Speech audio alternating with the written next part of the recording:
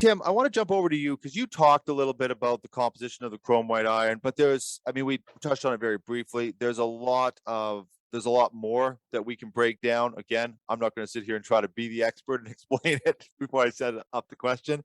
Can you sort of break down some of those buckets that we didn't cover already? For sure, yeah. The chrome white iron is a very versatile product. We use it extensively in not only mobile applications but fixed plants.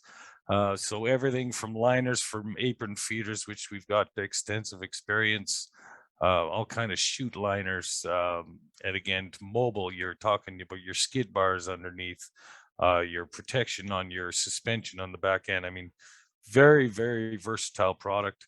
And when it comes to fixed plant, we've got some good experience there. And what we always try to do for a customer is to design the chutes with commonality. So we've got a liner that, call it MK1, that's used in maybe 5 different chutes, and we're trying to reduce the customer's inventory that they have to do. So we always keep Oh. that in mind and try to get, we're trying to save the customer money by reducing their inventory.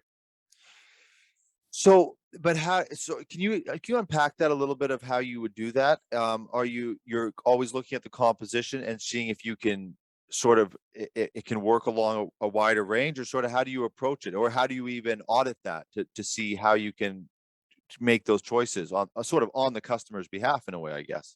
Sure, sure. Well, a lot of the installations are not new installations. They were previously either AR plate or chromium carbide, whatever, and the customer sees that there's a wear zone and impact zone. So with that, we have the knowledge that we have to pick the right product. Chrome white iron is not the right product for every application, neither is AR. So it's a combination of 2 or more solutions, and it's we have to know where to use what, and that's what we specialize in. Could you give a couple of examples of where one, I don't want to put you on the spot, but a couple of examples of where it would be a good application and not, just so sort of we have Sure. context? Sure. Well, chrome white iron is good for medium impact and high abrasion. So you wouldn't want to put chrome white iron in the center of a truck box, like Jamie mentioned earlier, where you're dropping 100-ton boulder. Mm, That AR plate would probably be the best application for that. But medium impact, and that can it's all relative. Medium impact can still be pretty severe in some people's opinions. But a chrome white iron liner, you can drop say a 10-inch boulder from 10 feet coming off a chute, and it can stand up to that. right. Happens to be one application that we had north of us here, north of Cochrane. Customer had a tripper shoot, and this was one of our first appearances at site, and they were getting 10 days out of 3-inch 500.